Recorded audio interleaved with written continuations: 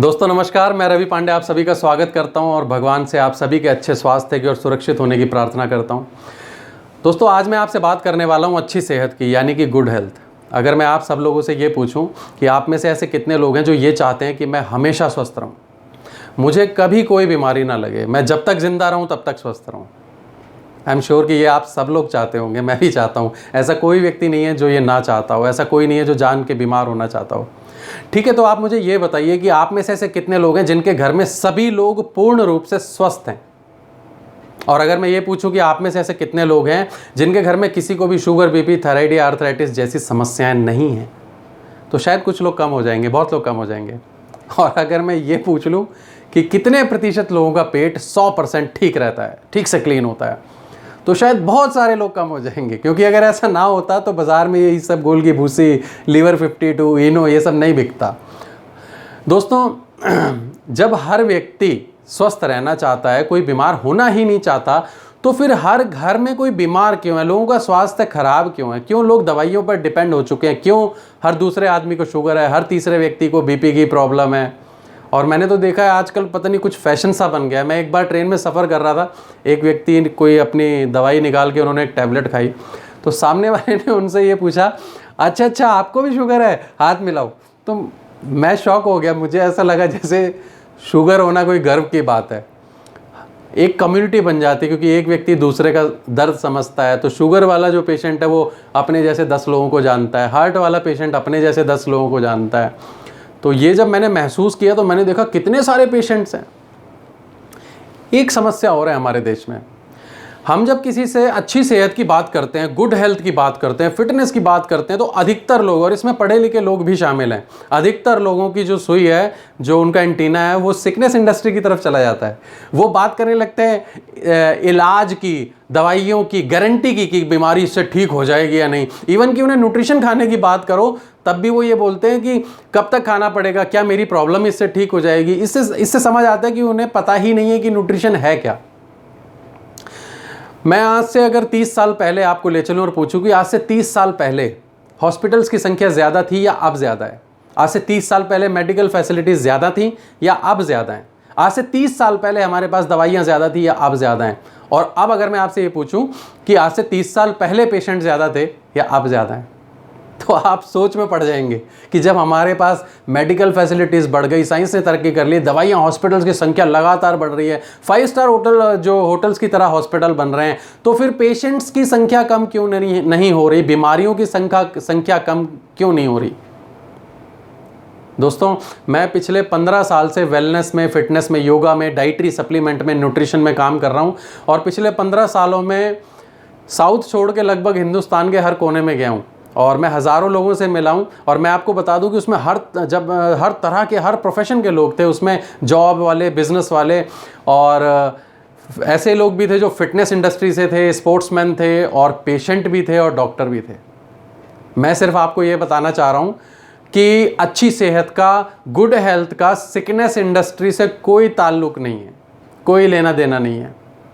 Sickness industry काम तब शुरू करती है जब आप बीमार हो जाते हैं, जब आपकी सेहत खराब हो जाती है, जब आप बीमार हो रहे होते हैं, जब आपके शरीर के अंदर कोई गड़बड़ हो रही होती है, तब उसका काम शुरू नहीं होता। आप कभी एडवांस में हॉस्पिटल में एडमिट नहीं होते कि मुझे एडमिट कर लो, कहीं मुझे कैंसर ना हो जाए, मुझे एडमिट कर लो जी, कहीं मुझे कोई प्रॉब्लम ना हो जाए। ऐसा तो नहीं होता ना।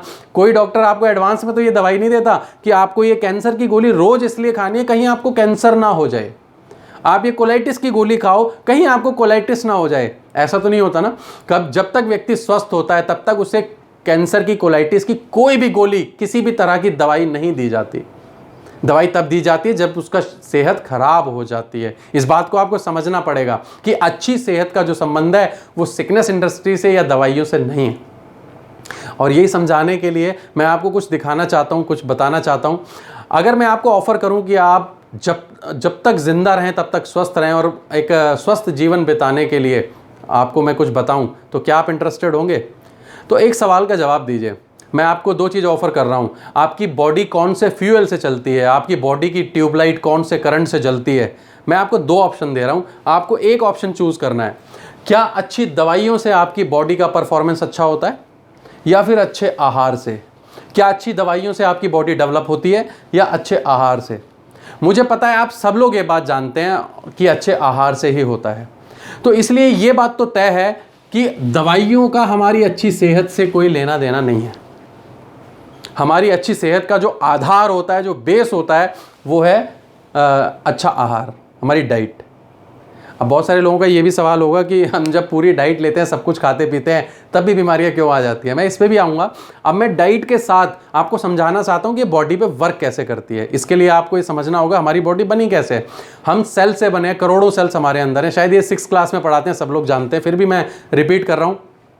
करोड़ों सेल्स जन्म देते हैं मांस को, जो हमारे अंदर है। मांस जन्म देता है ऑर्गन्स को, हाथ पैर नाक कान गला, जितने भी हम नाम जानते हैं। ऑर्गन से बनते हैं हमारे सिस्टम, डाइजेस्टिव सिस्टम। ये एक फैक्ट्री है आपकी बॉडी की, जहाँ पे सारा प्रोडक्शन होता है और वो प्रोडक्शन पूरी बॉडी को सप्लाई किया जाता है, तभी आपकी बॉडी जिंदा है। इसी तरह हमारा स्केलेटल सिस्टम, ये आपकी बॉडी का ढांचा है पूरा। अगर ये नहीं होगा तो कौन सी चीज़ कहाँ पे सेट होगी आप समझ नहीं पाएंगे। इसी तरह सर्कुलेटरी सिस्टम, अगर वो ना हो, आपकी बॉडी में नसों का एक जाल ना हो, तो रोड मैप ही ना हो, तो कहाँ से ब्लड गुजरेगा, कहाँ से न्यूट्रिशन की सप्लाई पूरी बॉडी तक पहुँचेगी। हर एक, इसी तरह सेंसस सिस्टम, इम्यून सिस्टम, सारे सिस्टम मिला के आपकी बॉडी बनती है। हर सिस्टम का काम अलग है, किसी सिस्टम का काम कोई दूसरा सिस्टम नहीं कर सकता, और हर सिस्टम का होना आपकी बॉडी में ज़रूरी है, राइट। अब ध्यान देने वाली बात यह है कि एक सेल से लेके आपकी पूरी बॉडी तक भगवान ने ऐसी कोई चीज़ नहीं बनाई जो बिना डाइट के, बिना खुराक के जिंदा रह सके। चाहे वो आपका एक सेल हो, एक बाल हो, या आपका नाखून भी क्यों ना हो, हर चीज़ को डाइट चाहिए। आपकी स्किन को भी डाइट चाहिए, बालों को भी, आंखों भी। लेकिन आप यहाँ से खाते तो नहीं है ना, आंखों से तो नहीं खाते, हाथ से तो नहीं खाते। आप खाना मुंह से खाते, पेट में जाता है। और मैंने आपको क्या बोला, डाइजेस्टिव सिस्टम फैक्ट्री है, जहाँ ऊर्जा का प्रोडक्शन होता है, और ये ब्लड के जरिए पूरी बॉडी को सप्लाई करी जाती है। ध्यान से देखिए एक पिक्चर को। आपके पास 3 सोर्सेज हैं डाइट के, वो है हवा, पानी, खाना। हवा पानी खाने से आपको, हवा से ऑक्सीजन, पानी से सेल फ्रूट्स, और खाने से दूसरी पोषक तत्व जिन्हें हम शुगर कहते हैं वो मिलते हैं। अब ये सारी चीज़ों में वो सारे पोषक तत्व हैं जो आपकी बॉडी को चाहिए। बस यहाँ पे थोड़ी सी गड़बड़ है। जैसे मान लीजिए कि यहाँ पे आपको दिल्ली से आगरा जाना है, और आपको पता है 40 लीटर पेट्रोल जो है वो लगेगा। आपने गाड़ी में 40 लीटर पेट्रोल डलवाया, लेकिन जिसने पेट्रोल डाला उसने चालाकी करी और आपके पेट्रोल में मिलावट कर दी। उसने आधा सरसों का तेल डाल दिया। अब मुझे ये बताइए कि आपकी पेट्रोल की जो सुई है, जो टंकी है, वो तो फुल दिखाएगी ना। ये आपके उस सवाल का जवाब है कि जब हम सब कुछ खाते हैं तो फिर बीमार क्यों होते हैं। अगर आपकी पेट्रोल में मिलावट है तो पेट्रोल की टंकी तो ये शो करेगी कि टंकी फुल है, लेकिन क्या आपकी गाड़ी आगरा पहुंचेगी? एक तो गाड़ी बीच में बंद होगी, दूसरा नुकसान क्या होगा कि इंजन खराब हो जाएगा, क्योंकि उसमें मिलावटी पेट्रोल गया है। अब एक सीधी सी बात यह है कि हमारा जो पेट्रोल है, हवा पानी खाना, ह्यूमन बॉडी का जो फ्यूल है, वो मिलावटी हो चुका है। हमारे हर चीज़ में केमिकल है, एंटीसेक्टिसाइड, पेस्टिसाइड, सब अभी फल जो है पेड़ों पर नहीं पकते, वो मंडी में पकाए जाते हैं। सब्जी, हर चीज़ में केमिकल है, और इसके लिए मुझे बताने की ज़रूरत नहीं, आप आए दिन टीवी पे, न्यूज़ में सब ये देखते रहते हैं। अब मैं सिर्फ एक एग्जाम्पल ले रहा हूँ। अगर आपकी बॉडी में खाने में पोषक तत्व 50% है और मिलावट भी 50% है, तो क्या क्या समस्याएं पैदा होंगी। और मैं ये मानता हूं कि सबसे बड़ी जो डेंजरस समस्या है वो है मिलावट।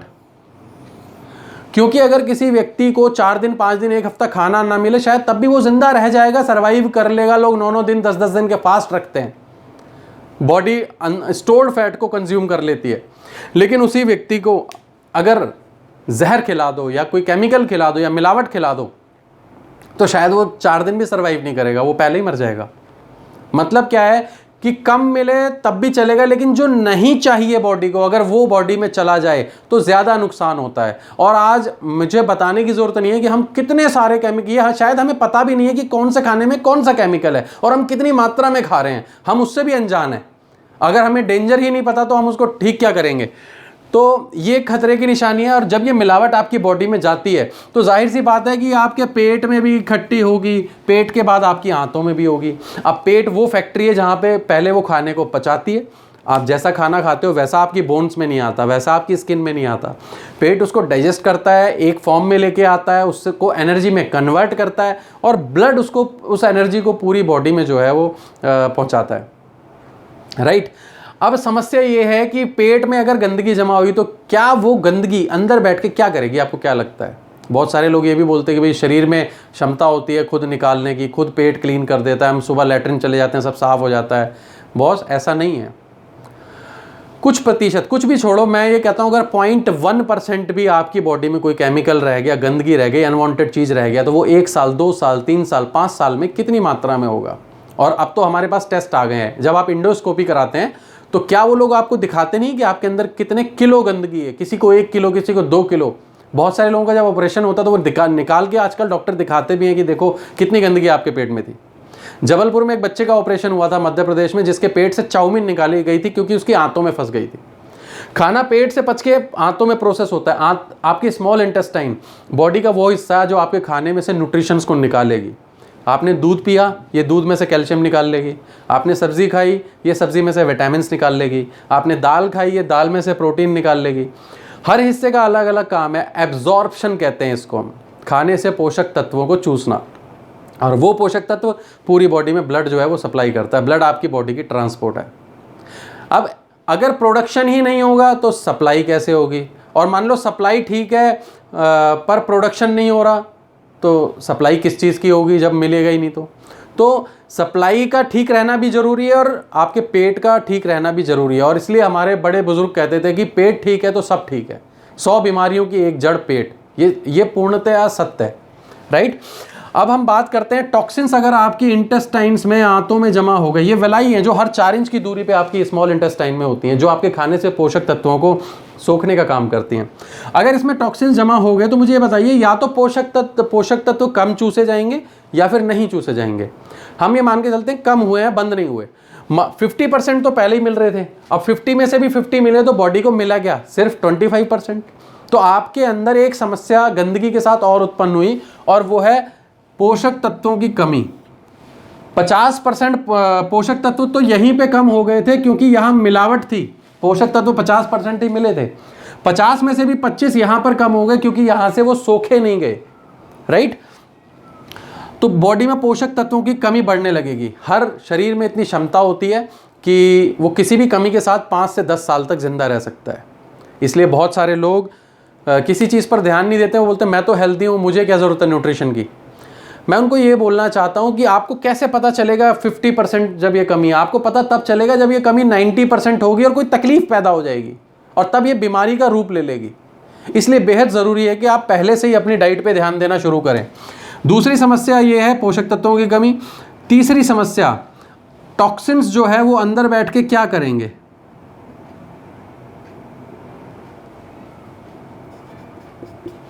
आपकी बॉडी के अंदर को अगर कोई गंदगी पड़ी हुई है कहीं पे, किसी भी हिस्से में, क्या करेगी वो।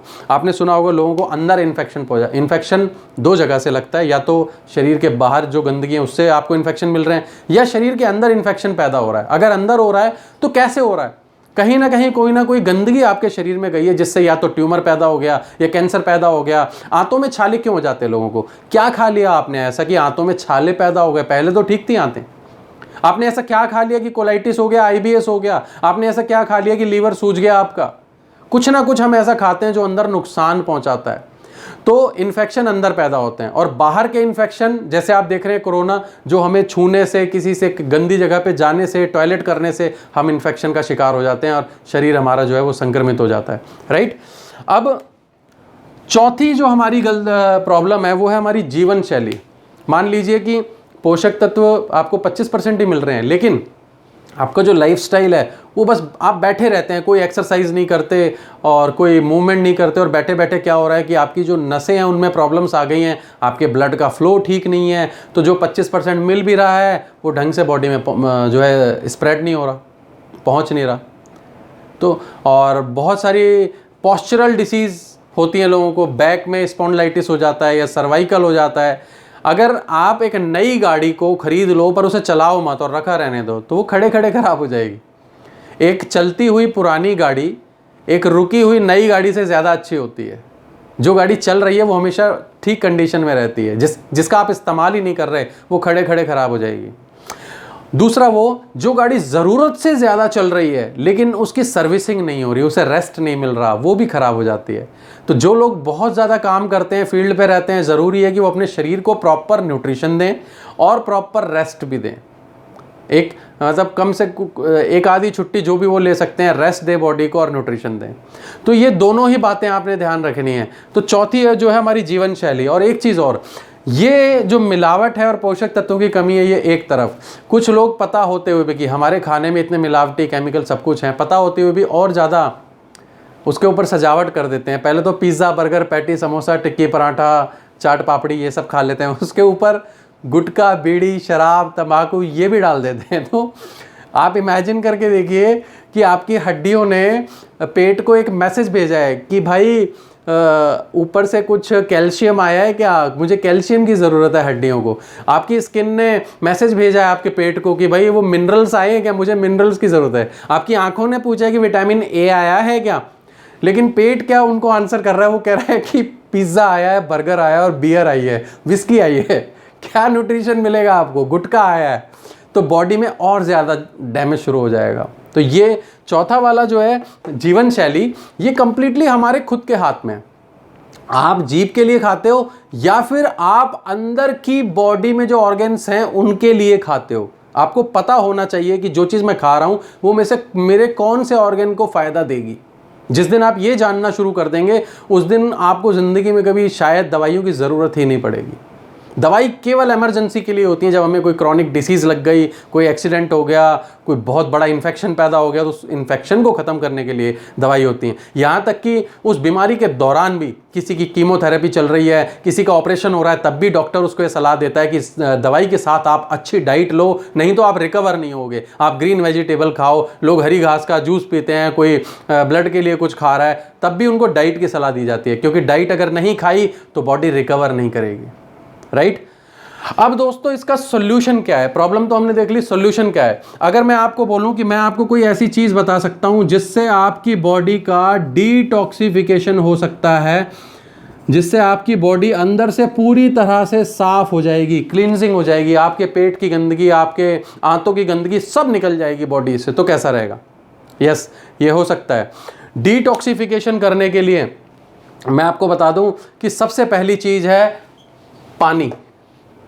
पानी एक नेचुरल क्लींजर है। जब भी हम पानी पीते हैं वो हमारी आंतों की सफाई करता है, वो आंतों की जमा गंदगी को आगे प्रोसेस करता है, पर इसको प्रचुर मात्रा में, मतलब सही पर्याप्त मात्रा में और सही तरीके से पीना चाहिए। दिन में 4 से 5 लीटर पानी प्रत्येक व्यक्ति को पीना चाहिए। और खाना खाने के बाद कभी पानी नहीं, 1 घंटे तक पानी नहीं पीना, खाने के पहले पीना है। खाने के पहले पानी पीने से वो आंतों को साफ करता है, खाना जब उसके बाद आएगा तो वो अच्छे से डाइजेस्ट होगा। अगर आपने खाने के बाद पानी पिया है, वो जो खाना अभी पच रहा है, प्रोसेस में है, वो उसको पुश कर देगा, ठीक से पचने नहीं देगा। तो पानी पर्याप्त मात्रा में पिएं और सही तरीके से पिएं, सही समय पर पिएं, और तांबे के बर्तन में पानी पिएं, बहुत फायदा होगा उससे आपको। तो पहला क्लींजर है पानी। दूसरा क्लींजर हमारे फ्रूट जूसेस जो आप पीते हैं उनमें विटामिन सी होता है। यहाँ पे मैंने लिखा भी हुआ है, विटामिन सी एक क्लींजर है पानी की तरह, वो आपको बॉडी की क्लींजिंग में मदद करेगा। विटामिन सी हमें नींबू से मिलता है, फलों से मिलता है, या फिर विटामिन सी के बाजार में न्यूट्रिशन सप्लीमेंट और टैबलेट भी आते हैं, वो उनका इस्तेमाल भी आप कर सकते हैं। इसके अलावा दूध, अगर आप रात को दूध पीते हैं तो दूध आपके खाने के डाइजेशन में मदद करता है, आपकी बोन्स को स्ट्रांग बनाता है। इसके बाद कुछ चीज़ें हमारे लाइफस्टाइल में, एक इंपॉर्टेंट चीज़ मैं बताना चाहता हूँ, सबसे इफेक्टिव क्लींजर जो है वो आपके शरीर के लिए, वो है एलोवेरा जेल। एलोवेरा के बारे में आप सब जानते होंगे। हमारे अगर मैं ग्रंथ पुराणों की बात करूं तो 5000 साल से ज़्यादा की रिकॉर्डेड अनरिकॉर्डेड हिस्ट्री एलोवेरा की हमारे पास है। ग्वार पाठा, घृत कुमारी, घी ग्वार, क्वार कंदल, मुसव्वर, कोरपट, घी कनवर, केतकी, healing plant, first aid plant, doctor in a pot, miracle plant, बहुत सारे नाम है, 108 नाम है इसके। रामायण में घृत कुमारी, बाइबल में हीलिंग प्लांट, कुरान में मुसव्वर, सिखों में क्वार कंदल, और क्लियोपैट्रा इसका यूज़ करती थी। सिकंदर महान ने इसके लिए बैटल लड़ा था। मिस्र में ममीज़ के ऊपर इसका यूज़ किया गया है। हमारी दादी, नानी, चाची, फूफी सब बताती थी कि इसका लड्डू बनाओ, हलवा बनाओ। अगर इतनी सारी चीज़ें इसके बारे में अवेलेबल हैं तो ज़रूर इसमें कुछ खास है। यस, इसमें खास है, इसमें लिग्निन पावर है। ये पेनिट्रेट करता है आपके मांस में, और पेनिट्रेट करके जो गंदगी जमी हुई है, छुपी हुई है, उसको भी निकाल देता है, क्योंकि इसमें सोपी पदार्थ भी होते हैं। पानी क्लींजिंग करता है पर पेनिट्रेट नहीं करता, लेकिन एलोवेरा क्लींजिंग भी करता है और पेनिट्रेट करके करता है। ये आपके सेल लेवल तक काम करता है। तो जो व्यक्ति एलोवेरा का यूज़ करते हैं वो ज़रूर इसको अपनी डाइट में जोड़ लें। जिन्होंने नहीं जोड़ा वो भी जोड़ लें, और केवल एक ही जगह का एलोवेरा ना खाएं जहाँ की हवा में पोल्यूशन हो। अदरवाइज़ आप कोई भी एलोवेरा यूज़ कर सकते हैं। बाज़ार में बहुत सारी कंपनियां ऑथेंटिक एलोवेरा बनाती भी हैं, जो प्रोडक्ट आप बाज़ार से ले सकते हैं, या फिर अगर आपके घर पे लगा है, खेतों में लगा, खाएं। लेकिन एक बात ध्यान रखें, जहाँ पे पोल्यूशन है हवा में, वहाँ का ना खाएं। बाकी पौधों को धूप, मिट्टी और पानी से खुराक मिलती है। एलोवेरा अपने कई किलोमीटर तक हवा से मॉइस्चर सक करता है, इसको हवा से खुराक मिलती है, इसलिए ये ज़रूरी हो जाता है कि एलोवेरा जहाँ पे लगा हो वहाँ पोल्यूशन ना हो। तो एलोवेरा का अपनी डाइट में जोड़ लें। इसके बाद आते हैं योगा। योगा में बहुत सारी क्रियाएं हैं, जैसे कपालभाति है या मौलिक क्रिया है। कोई क्रिया जो आप नहीं कर सकते छोड़ दो, पर जो कर सकते हो, जो ईजी है, उसको शुरू करो। वो आपके इंटेस्टाइन्स को भी क्लीन, सब कुछ क्लीन कर सकता है योगा। आपकी इंटरनल बॉडी को चमका सकता है, इतनी पावर है योगा के अंदर। और इसके अलावा वॉकिंग करने से, जब आप वॉक करें तो आप नोटिस करें कि क्या आपकी आंतें, आपका पेट उस पर जोर आता है, वो हिलता है आपके शरीर में। कुछ लोग वॉक भी करते हैं तो वो इतने आराम आराम से करते हैं कि अगर उनको आप एक पानी का गिलास दे दो वो छलकेगा भी नहीं। तो ऐसी वॉक से क्या फ़ायदा है। पार्क भी जाते हैं तो फ़ोन पकड़ के ऐसे ऐसे वॉक कर रहे हैं, उनके हाथ मूव भी नहीं कर रहे हैं, कहीं पे टिक गए, कोई मिल गया तो बातें कर ली। आधे घंटे की वॉक में 20 मिनट बातें करी, उसको भी काउंट कर लेते हैं कि मैंने वॉक करी आधे घंटे। जब आप वॉक करते हैं, मोबाइल घर पे छोड़ के जाएं, अच्छे से वॉक करें, पूरा शरीर मूव करें, आपका पेट हिले, आते हिले, तो आपके टॉक्सिन्स रिमूव होते हैं। रनिंग करने से जब पसीना आता है, स्वेट आता है, तो आपका कोलेस्ट्रॉल लेवल डाउन होता है, आपकी बॉडी का बैड कोलेस्ट्रॉल जो है वो निकल जाता है, आंतों की क्लींजिंग हो जाती है। तो ये भी एक तरीका है। और कुछ एक्सरसाइज जो ईजी हैं, ऑफिस वाले लोग जो नहीं निकल पाते, जॉब वाले लोग जो जिम नहीं जा पाते, घर से ही बस ऑफिस घर के बीच में ही रहते हैं, मैं उनको ऐसी एक्सरसाइज भी बता सकता हूँ जो आप केवल एक ही जगह पे घर पे बैठ के कर सकते हैं, या फिर ऑफिस में जब मौका मिल जाए तब कर सकते हैं। आप कमेंट सेक्शन में लिखेंगे, मैं ज़रूर जवाब दूंगा। तो एक्सरसाइज कर सकते हैं। ये सारी चीज़ें आपकी बॉडी के अंदर की सफाई कर सकती हैं। ध्यान से देख लें आप इसको, आप इसका स्क्रीनशॉट ले सकते हैं। ये थी आपकी पहली समस्या। अगर ये खत्म हो गई तो एक फ़ायदा आपको और होगा, आपकी इम्यूनिटी स्ट्रांग होने लगेगी। क्यों? डिटॉक्सिफिकेशन से शरीर के अंदर के इन्फेक्शन मरेंगे, और जब अंदर के इन्फेक्शन मरेंगे तो आपकी इम्यूनिटी स्ट्रांग होगी, और स्ट्रांग इम्यून सिस्टम बाहर की गंदगी से लड़ने में, बाहर के इन्फेक्शन से लड़ने में सक्षम होता है। तो वो आपको बाहर से आने वाली बीमारियों से बचाएगा। इसके बाद न्यूट्रिशन जब आप लेंगे, पोषक तत्व लेंगे, तो वो आपके इम्यून सिस्टम को और भी स्ट्रांग बना देगा। पोषक तत्वों में एंटीऑक्सीडेंट्स जितनी भी चीज़ें होती हैं, एप्पल एंटीऑक्सीडेंट्स होता है, आपका लहसुन, आपका अजवाइन जो है वो एंटीऑक्सीडेंट होता है। एंटीऑक्सीडेंट बहुत सारे फलों में होते हैं, आप इसको अपनी डाइट में ऐड करें, या फिर अगर आप एक्स्ट्रा आउटसोर्स करके न्यूट्रिशन लेना चाहते हैं तो बहुत सारी कंपनियां एंटीऑक्सीडेंट टैबलेट्स बनाती हैं, उन टैबलेट्स का इस्तेमाल करें। आप ये मत देखें कंपनी का बिजनेस क्या है, प्रॉफिट क्या है, आप सिर्फ अपनी टैबलेट का इस्तेमाल करें, राइट। तो उससे आपका इम्यून सिस्टम स्ट्रांग बनेगा। और इसके बाद हम आते हैं पेट खराब होना। ये समस्या जब आपकी डिटॉक्सिफिकेशन होगा और आपकी एक्स्ट्रा डाइट जुड़ेगी तो आपका डाइजेस्टिव सिस्टम जो है वो ऑटोमेटिकली रिस्पॉन्स करने लगेगा, अच्छा हो जाएगा, और इससे आपके एनर्जी लेवल पे फ़र्क पड़ेगा, आपको खुद महसूस हो जाएगा। चौथी मैंने आपको बताई थी जीवन शैली। अब दूसरी समस्या जहाँ पे था न्यूट्रिशन, आपको क्या करना है, न्यूट्रिशन ऐड करना है आपको। और इसके लिए मैंने आपको बताया कि प्रोटीन पाउडर या तो आप अपनी डाइट में ऐड कर लें, या फिर आप जैसे बाज़ार से कोई सप्लीमेंट प्रोडक्ट अगर यूज़ कर सकते हैं तो वो कर लें। आप प्रोटीन पाउडर भी खरीद सकते हैं, या सत्तू भी अपनी डाइट में ऐड कर सकते हैं, सत्तू आपको प्रोटीन देगा। जो भी आप अफोर्ड कर सकते हैं वो ले लें। आप ग्रीन वेजिटेबल ऐड कर लें, फ्रूट जूस ऐड कर लें, स्प्राउट्स ऐड कर लें, या फिर न्यूट्रिशन और डाइटरी सप्लीमेंट्स बहुत सारे अवेलेबल हैं। और मैं आपको बता दूं कि आज न्यूट्रिशन और डाइटरी सप्लीमेंट्स का जो मार्केट है वो बहुत ज़बरदस्त है, और एक से एक प्रोडक्ट हैं जो आपके ब्लड को इम्प्रूव कर सकते हैं, इम्यूनिटी को इम्प्रूव कर सकते हैं, आपका जो शरीर है वो पूरा अंदर से स्ट्रांग हो जाएगा। तो ये करने से आपकी दूसरी समस्या खत्म होगी, पोषक तत्व पूरे हो जाएंगे। और तीसरी चीज़ मैंने आपको बताई है एक्सरसाइज। तीसरा सॉल्यूशन, पहला सॉल्यूशन था डिटॉक्सिफिकेशन जिसके लिए मैंने आपको ये सब चीज़ें बता दी, दूसरा था न्यूट्रिशन जिसके लिए मैंने आपको ये सब चीज़ें बताई हैं, और तीसरा है एक्सरसाइज। एक्सरसाइज का चुनाव करें ये देखकर कि आपकी जॉब क्या है, आपका काम क्या है, और आपका खान पान क्या है। दूसरों को देखकर एक्सरसाइज कॉपी ना करें। हर व्यक्ति को हर चीज़ सूट नहीं करती, हर व्यक्ति पे एक जैसे रिजल्ट नहीं आते किसी भी चीज़ के, सब पे अलग अलग आते हैं। अगर आप ये ने दूसरे व्यक्ति का काम कुछ और है, उसका खान पान भी आपसे अलग है, उसका लाइफस्टाइल भी अलग है, आपका लाइफस्टाइल अलग है, आपकी जॉब अलग है। बहुत सारे लोग जिम ज्वाइन कर लेते हैं, कुछ दिन जाते हैं, डिसकंटिन्यू हो जाता है जॉब की वजह से, टाइमिंग की वजह से। बहुत सारे लोग वॉक शुरू कर देते हैं, बहुत सारे लोग कोर्स ज्वाइन कर लेते हैं वेट रिड्यूस के। मैं आपसे सिर्फ ये बोलना चाहता हूँ, लाइफस्टाइल 1 महीने, 1 दिन या 2 महीने या 3 महीने से नहीं बनता। लाइफस्टाइल वो होता है जिसको आप रोजाना जिंदगी भर जी सकते हो। आप ऐसे लाइफस्टाइल का चुनाव करो जिसे आप रोज जी सकते हो, तो आपकी सेहत पे फर्क पड़ेगा। आधे घंटे भी अगर आप अपने शरीर को डेली देते हैं, चाहे घर पे ही क्यों ना दें, और आप वो रोज देते हैं और हमेशा देते हैं, तो मेरा यकीन मानिए 1 साल बाद आपको ड्रामेटिक चेंज अपनी बॉडी में नजर आएगा, दूसरों को भी नजर आएगा, विजिबल चेंजेस आ जाएंगे आपकी बॉडी के अंदर। तो एक्सरसाइज का चुनाव करें। और जो लोग इस बारे में अगर एक्सरसाइज चूज करना चाहते हैं तो मैं उनको गाइड भी कर सकता हूं, आप मुझसे कांटेक्ट कर सकते हैं। तो दोस्तों, ये चीज़ें थी जो मैं आपको बताना चाहता था, और आई होप कि ये इन्फॉर्मेशन आपको हेल्प करेगी। आज के वीडियो में इतना ही। मैं कुछ और नई इन्फॉर्मेशन के साथ आपसे फिर मिलूँगा अगली वीडियो में। तब तक के लिए बहुत बहुत धन्यवाद।